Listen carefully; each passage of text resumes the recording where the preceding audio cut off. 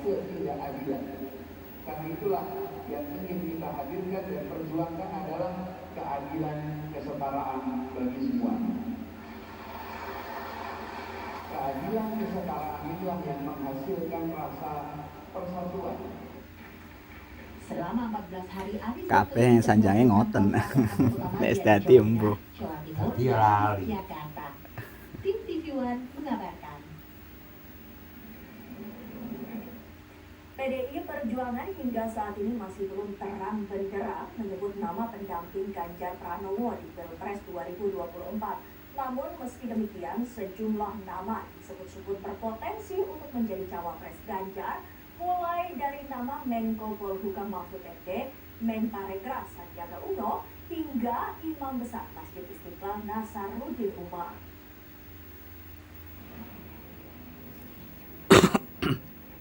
Siapa yang akan mendampingi bakal calon Presiden Ganjar Pranowo di Pilpres 2024 masih menjadi teka-teki. Sejumlah nama disebut-sebut berpotensi mendampingi Ganjar Pranowo, mulai dari Menteri BUMN Erick Thohir, Menteri Pariwisata dan Ekonomi Kreatif Sandiaga Uno, Menteri Koordinator Politik Hukum dan Keamanan Mahfud MD, Menko Bidang Perekonomian Erlangga Hartarto, Gubernur Jawa Barat Ridwan Kamil, hingga yang terkini Imam Besar Masjid Istiqlal Nasaruddin Umar. Sinyal perjodohan dinilai semakin menguat kala Ganjar Pranowo dan Nasaruddin Umar hadir bersama dalam halal bihalal dan silaturahmi atas undangan Gubernur Sulawesi Utara Oli Dondo Kambe di Manado pada Kamis 18 Mei kemarin. Nama mantan Wakil Menteri Agama pada tahun 2011-2014 itu dikabarkan masuk dalam daftar Ketua Umum PDI Perjuangan Megawati Soekarno Putri untuk menjadi cawapres mendampingi Ganjar Pranowo. Nasaruddin juga dianggap ideal karena memiliki kriteria yang sesuai. Tokoh luar Jawa memiliki warna keagamaan yang moderat, merupakan salah satu anggota rakis pengurus besar Nahdlatul Ulama dan diterima luas oleh banyak kalangan. Siapapun sosok yang dikabarkan masuk dalam daftar cawapres Ganjar yang dipegang oleh Megawati masih sangat terbuka. Apalagi hingga saat ini, orang nomor 1 di PDI Perjuangan itu belum mendeklarasikan siapa sosok pendamping Ganjar Pranowo. Tim TV One mengabarkan.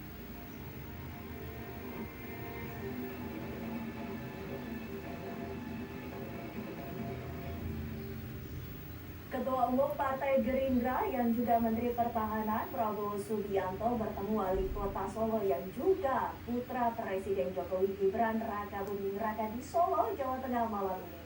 Bagaimana suasana pertemuan dan apa yang kira-kira menjadi agenda besar dalam pertemuan tersebut? Kita bergabung dengan Agus Saptono yang sudah siap dengan laporannya dari Solo, Jawa Tengah. Agus, silakan. Ya, ini dan juga pemirsa, benar sekali bahwa malam hari ini Prabowo Subianto baru tiba di Kota Solo bertemu mengadakan pertemuan dengan Wali Kota Surakarta yaitu Gibran Raka Buming Raka. Tadi sekitar pukul 21:05 rombongan Prabowo Subianto tiba di salah satu wedangan ataupun angkringan terkenal di Kota Solo. Tadi Prabowo juga sempat mengatakan bahwa kunjungannya ke Kota Solo itu merupakan kunjungan dari Gibran Raka Buming Raka untuk mengajak makan malam di salah satu angkringan di Kota Solo ini, bahwa di angkringan Kota Solo ini merupakan angkringan yang menyediakan makanan tradisional khas Kota Solo. Namun secara detail belum mengatakan apa dari pertemuan malam hari ini, dan sementara puluhan awak media juga masih menunggu kejelasan ataupun informasi yang detail terkait dengan pertemuan Prabowo dengan Gibran malam hari ini. Windy. Maka pertemuan sampai dengan saat ini masih berlangsung, artinya Gus? Iya, saat ini tadi setelah dari mobil, menyapa awak media sebentar lalu masuk, dan saat ini masih melakukan pertemuan di dalam angkringan ini. Awak media juga masih menunggu hingga selesai nanti. Begitu, Widi. Agus, apakah ada agenda lain setelah dari angkringan tersebut? Ya, saat ini belum ada informasi ini karena dari sore tadi juga dari pengurus Partai Gerindra Kota Surakarta juga sudah standby di angkringan ini.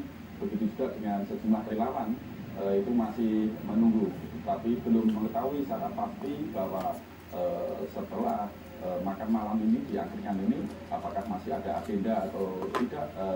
Semua belum mengetahui agenda yang pasti. Begitu ini. Agus Altono, terima kasih atas laporan Anda langsung dari Solo, Jawa Tengah. Pemirsa, kebakaran terjadi di pangkal jembatan kawasan Kertapati, Palembang. 1 rumah dan 3 kios hangus terbakar. Selengkapnya sesaat lagi.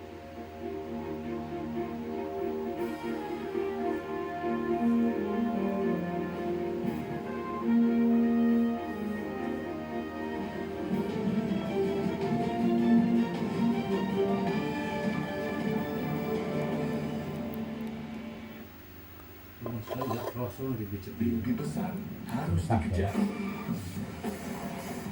tangan ngolong-ngolong. Terus berani buat jadi besar. Main film berani besar. Kopi Luwak mendukung timnas dunia di Uzbekistan.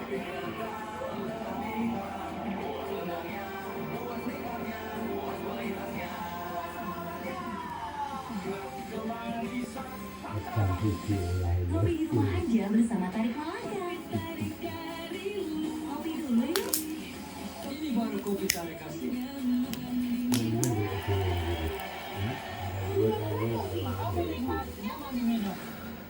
Plastik di mana-mana. Aku bermimpi alam kita bisa bersih lagi. Walau pakaian terkena noda dan bakteri, nggak masalah. Rinso efektif hilangkan noda dan bakteri. Rinso anti noda anti bakteri. Pak, ada kurma. Yakin cari kurma, Bu? Kan bukan Ramadan. Sari kurma apa? Yakin ada di Sari Kurma TJ. Baik diminum kapan aja. Di mana di Arab, di kelas di Indonesia. Sari Kurma TJ. Enak halal. Yakin. Luka, mau di kulit. Pegawai nyeri sendi, butuh dipijit. Gak usah ngeluh kalau sakit, pakai Herba Wahid. Herba Wahid, minyak herbal berkhasiat. Herba Wahid, minyak gosok, urut dan pijit. Rahasia kecantikan Lux Botanicals Body Wash. Haruman tahan lama 12 Geser. Nah, kita membuat tubuh tetap wangi seharian. Kekuatan wangi 12 jam kekuatanku. Lux Botanicals Body Wash. jadi ya tim TJ masuk angin pertama pemasan botol. Sekali pencet setara 1 saset, redakan masuk angin dengan sensasi mir yang keren. TJ masuk angin. Pecah anginnya. Sayang, madu TJ Honeycomb. Tahu, sarangi. Oh, sarangnya. Madu TJ Honeycomb dipanen saat matang sempurna, dikemas langsung dengan sarangnya. Madu TJ Honeycomb digigit, dikunyah, dihisap. Madu TJ Honeycomb. Jalan ya. Usia nambah gerak susah ya. Kesehatan sendi harus diperhatikan. Rajin gerak badan tak berlebihan. Bila perlu, minum Wellmove. Diproduksi dengan teknologi modern, higienis, dan halal. Wellmove bergerak itu nikmat. aku lihat pengira tahu telah Pegal dan nyeri otot. soalnya kadang ngurung-ngurung kan kesal gitu. Nah, itu Jadi pakai aku serah Oden bangun DCL gitu. baru. Bahan aktif DCL yang efektif mengobat rematik, lindung, dan nyeri sendi. Hotnya, optim banget deh. Sebelum aktivitas seharian di sekolah, Aqua dulu. Diciptakan oleh alam, 100% murni air mineral pegunungan. Untuk kesehatan keluargaku, Aqua dulu. Hai Jessica, aku suka nonton vlog kamu loh. Kalau Terik, semangat kamu masih terlihat ya. Kami juga. Well, beli multivitamin, triple sunscreen yang melindungi dari matahari untuk kulit glowing merata. Saya bilang glowing merata. Kita belok radang apa? Dari Hotil. Hotil, oles, go. Roll on, go. Langsung Pijat, balik. go. Langsung balik. Nggak sentuh langsung, nggak bikin tangan panas. Hotil. Ultim Go. Dan Hotnya gue in, langsung go. Singriwang ini kan ada Ultim jembatan Go kan. dilengkapi aplikator Jadi roll-on jenis dan mana pijat kamu lihat? ketat agar krimnya turun. Oles go. Roll on go. Pijat go. Nggak sentuh langsung, nggak bikin tangan panas. Spraynya bagus. Tapi mukaku kucel. Baru Ponsel pertama dengan serum. Kekuatan 10 kali glow serum tak cuma membersihkan, tapi juga menutrisi. Mata wajah extra glowing. Nah, yang bikin panik. Pons baru. Panas ekstrim Indonesia bikin keringetan dan bau badan. Rexona baru pertama 72 jam kesegaran non-stop. Tetap segar, harum walau panas ini. Jadi percaya diri dengan 72 jam kesegaran non-stop.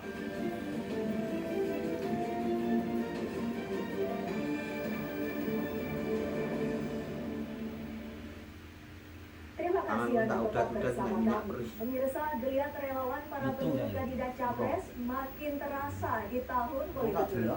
Para relawan berlomba mempromosikan jagoan mereka melalui beragam acara.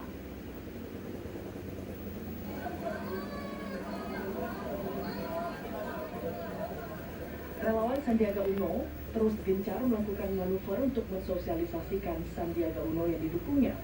Kali ini relawan sahabat UMKM Sandi kembali menggelar bazar sembako murah di Kabupaten Karawang, Jawa Barat. Selain untuk menekan harga kebutuhan pokok tetap stabil, bazar sembako digelar sekaligus memperkenalkan sosok Sandiaga Uno kepada masyarakat. Paket sembako berisi beras, minyak goreng, telur, dan gula putih tersebut dijual seharga Rp15.000. Dalam hitungan jam, paket sembako murah pun ludes terjual. Berarti ngatain iku napa, Mbak? Saking ngeselin apa? Sampai kesel.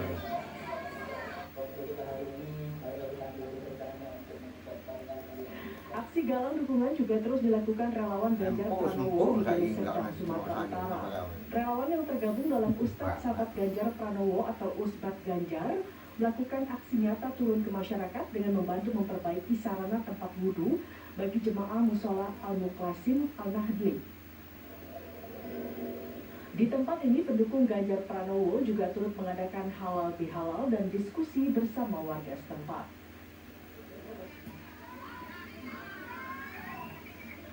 Berbeda dengan Deli Serdang, relawan Ganjar Millennial Center di Kabupaten Kapuas, Kalimantan Tengah mengajak warga untuk mengembangkan bakat olahraga dengan mengadakan lomba voli. Lomba yang diikuti laki-laki dan perempuan ini disambut antusias masyarakat. Relawan Ganjar Millennial Center berkomitmen untuk mendukung hal-hal positif yang dapat membangkitkan semangat pemuda. Rumah deh. Sementara itu, Partai Persatuan Pembangunan P3 kembali memanaskan mesin parpolnya menuju pemilu 2024. PLT Ketua Umum P3 Muhammad Mardiono mengukuhkan bakal calon legislatif DPR RI, DPRD 1 dan DPRD 2, serta melantik pengurus wilayah wanita Persatuan Pembangunan Jawa Tengah di Semarang.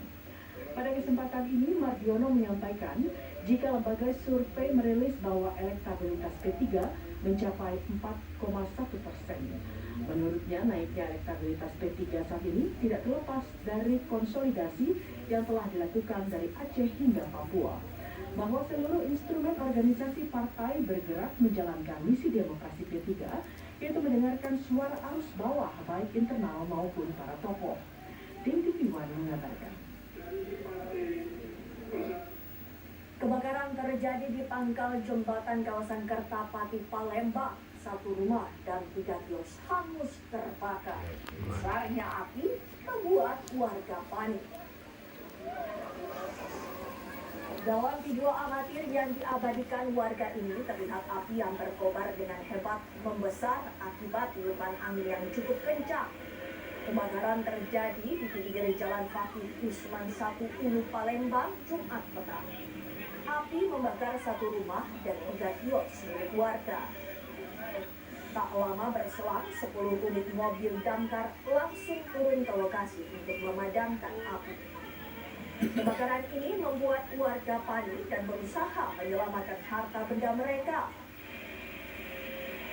Belum diketahui secara pasti apa penyebab api, namun dugaan karena korsleting arus pendek listrik.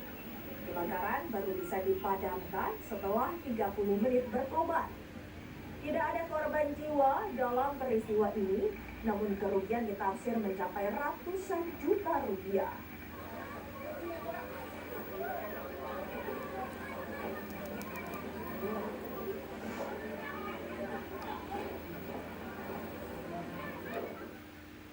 Kabar tadi sekaligus menutup perjumpaan kita di kabar utama. Mewakili kru yang bertugas, saya Windy Wellington ya pamit. Sampai jumpa.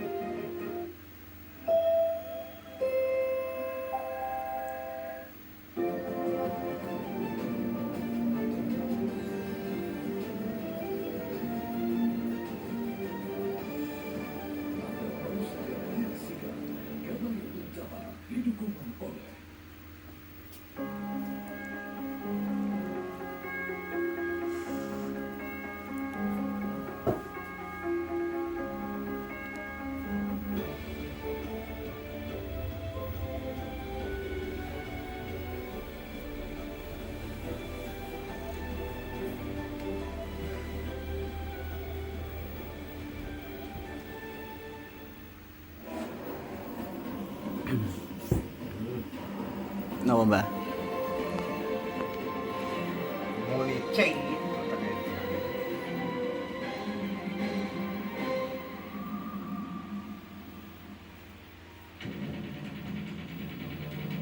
Yang bawa selfie langsung hajar ke pipi saya. Nah, pada saat saya mau keluar, ditikam dari belakang.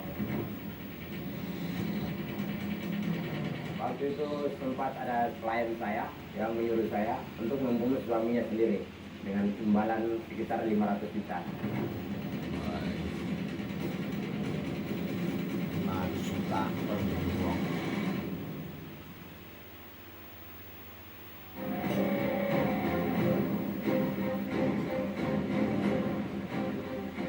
Sejumlah kasus pembunuhan yang melibatkan jasa pembunuh bayaran kerap terjadi. Motifnya pun beragam, mulai dari sakit hati, persaingan bisnis, hingga ingin menguasai harta dari para korbannya.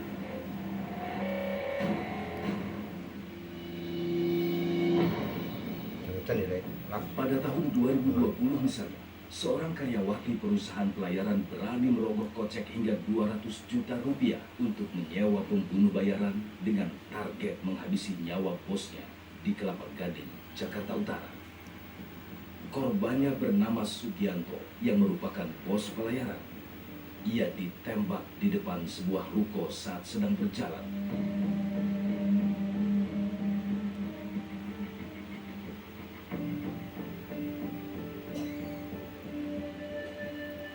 Polisi menangkap 12 tersangka. Dalang atau otak dari pembunuhan ini merupakan karyawati korban. Sebelum pembunuh bayaran menembak mati bos pelayaran di Kelapa Gading, Jakarta Utara, peristiwa menghebohkan juga terjadi di Makassar, Sulawesi Selatan.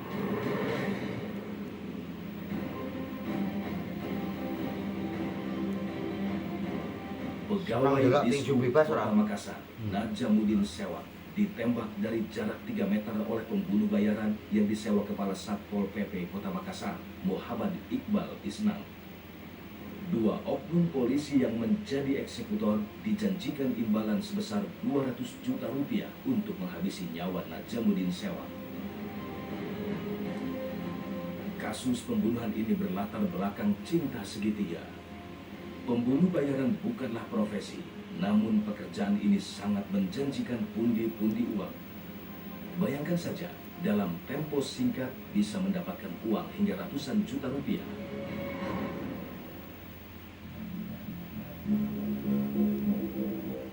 Di salah satu tempat kos di kawasan Jakarta Pusat, tim telusur menemui seorang pria yang kerap menerima jasa menjadi pembunuh bayaran.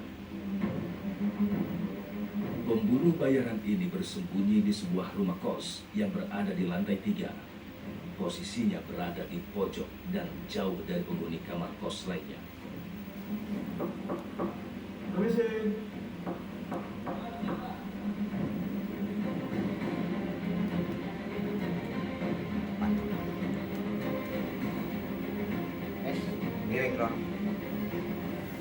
Pria yang kami temui ini, sebut saja David.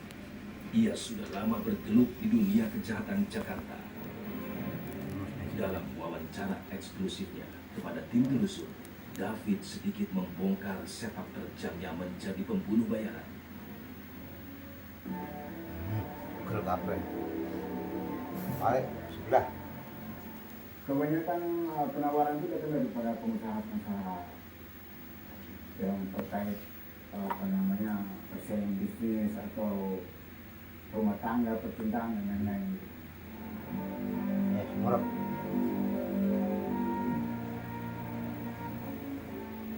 Kalau menerima orang itu biasa kami daripada teman-teman yang lain yang mungkin mengenal si A untuk yang membutuhkan gitu, mereka mencari kami gitu.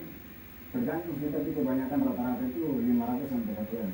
500 dan 1 M itu bedanya dia mau targetnya siapa dulu gitu. Targetnya siapa? Apakah dia memang orang nilainya segitu? Apakah dia pejabat? Apakah dia pengusaha kaya? Gitu.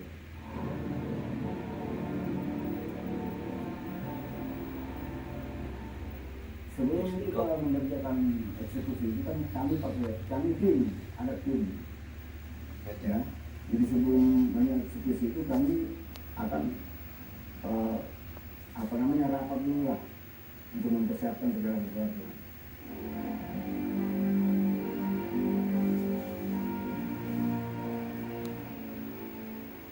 Banyak sih request banyak. Ada yang cuma sekedar cacat, ada yang sekedar cuma memberikan peringatan, ya, seperti itu ya Bang. Ada yang paling parah sih? Paling parah ya harus mati, hilang nyawa.